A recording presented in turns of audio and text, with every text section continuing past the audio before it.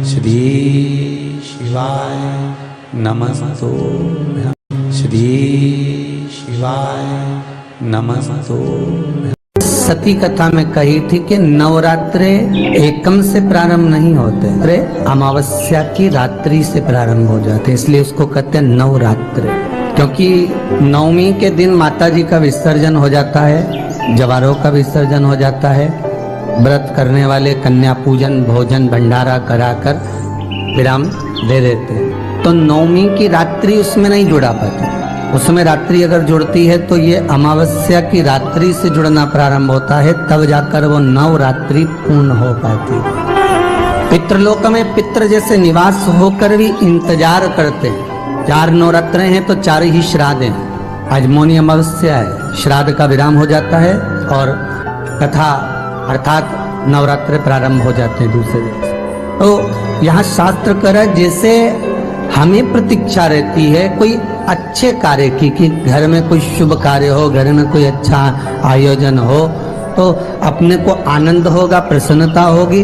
उसी तरह हमारे जो पूर्वज चले गए, जो पूर्वज चाहे वो अधोगति में गए हों, चाहे वो देवगति में गए हों, चाहे वो पितृलोक में निवास कर रहे हों, तो जितने भी पितृलोक में निवास करने वाले पूर्वज होते हैं वो भी ये विचार करते हैं कि हमारे घर के वंश द्वारा, हमारे वंशजों द्वारा कोई ऐसा सत्कर्म हो जिससे हमारे जीवन की वितृप्ति हो और हमें आनंद की अनुभूति हो। और ध्यान दीजिएगा महाराज, आपको चैत्री नवरात्रि का स्मरण होगा, आपको शरदी नवरात्रि का स्मरण होगा, पर जो आषाढ़ में और माघ में जो नवरात्रे पढ़ते हैं इसका एक आनंद ही दूसरा रहता है। बस इतना जरूर होता है कि दुनिया के लोग वो जो 2 नवरात्रे होते हैं उसमें कलश की स्थापना भी करते हैं, देवी का पूजन भी करते हैं, अर्चना भी करते हैं, मंदिरों में भीड़ भी रहती है और खूब प्रेम से माता का जगराता वगैरह सब होता है। पर ये जो नवरात्रे हैं 2 गुप्त नवरात्रे, इनका लोगों को स्मरण नहीं था। वो तो धीरे धीरे ये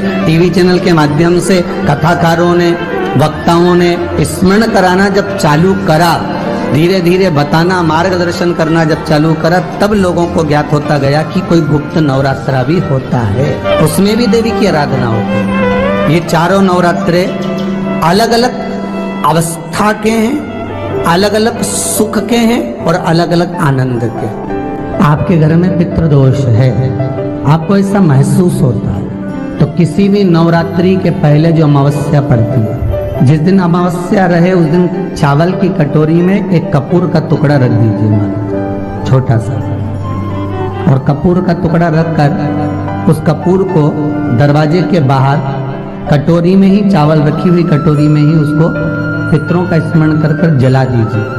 और जलाने के बाद उस चावल को कहीं भी किसी भी वृक्ष की छांव में पक्षियों के लिए डाल दीजिए। शिव महापुराण की कथा कहती है, अगर मान लो पितृ आपको कष्ट दे रहे हैं, पितृ आपको तकलीफ दे रहे हैं, कोई काम नहीं होने दे रहे हैं, या कहीं आपको ऐसा लगता है कि पितरों का दोष है, तो वो पितृदोष देवी, अब ये जो आप करेंगे ये कब कर रहे हैं? अमावस्या के दिन आप उसको रख रहे हैं, अमावस्या के दिन उसको रखकर रात भर आपने रखा कपूर के साथ में, सुबह एकम पड़ गई, नवरात्रि लग गई, उसी दिन उसको जलाकर आपने पटक दिया।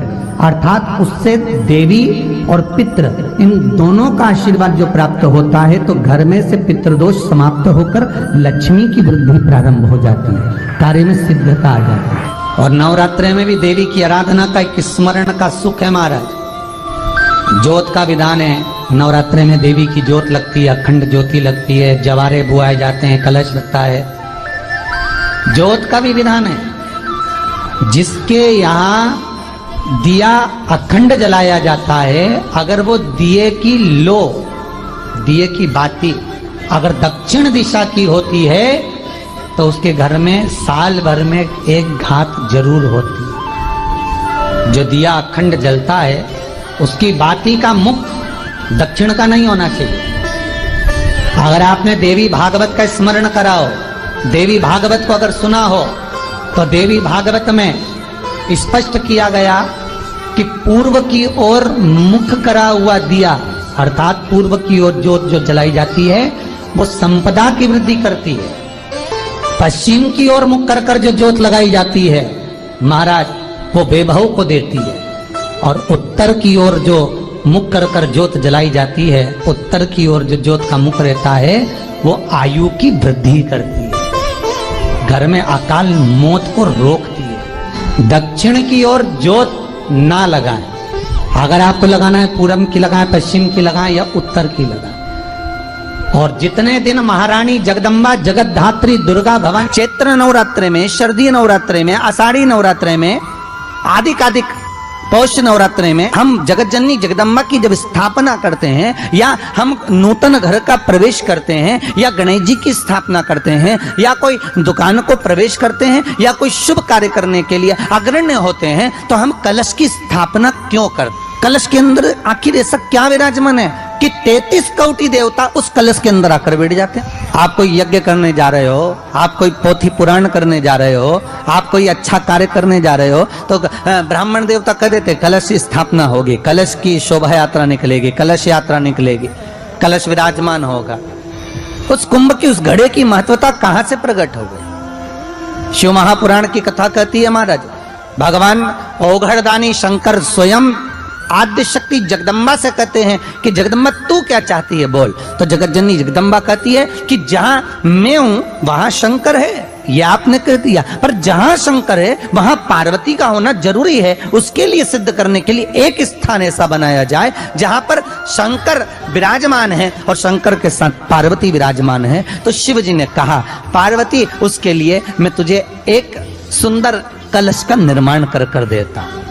अष्टमी के दिन कन्याओं का भोजन कराओ या नवमी के दिन कन्याओं का भोजन कराओ, पर देवी भागवत तो कहती है, देवी भागवत तो वर्णन करती है कि पहले नवरात्रे से लेकर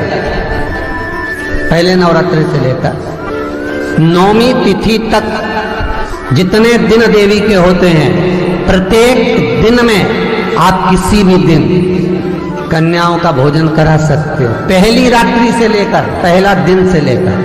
पर 90 दिन तो सवेरे पूजन करके, यज्ञ करके, अनुष्ठान करके देवी को विसर्जन कर दिया, फिर नवरात्रि पूर्ण कैसे हुई? नवरात्रि की पूर्णता होती है अमावस्या की रात से गिनी जाती है।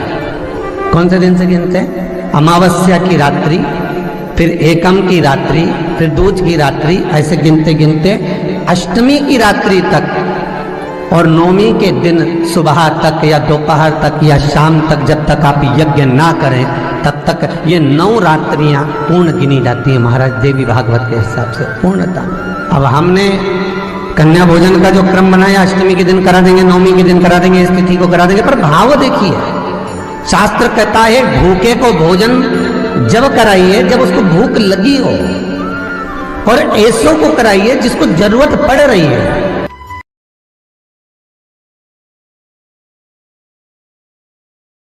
हर हर महादेव, श्री शिवाय नमस्तुभ्यं। मेरे चैनल को सब्सक्राइब करें और बेल आइकन प्रेस करें, जिससे कि आपको लेटेस्ट वीडियो की नोटिफिकेशन मिल जाएगी।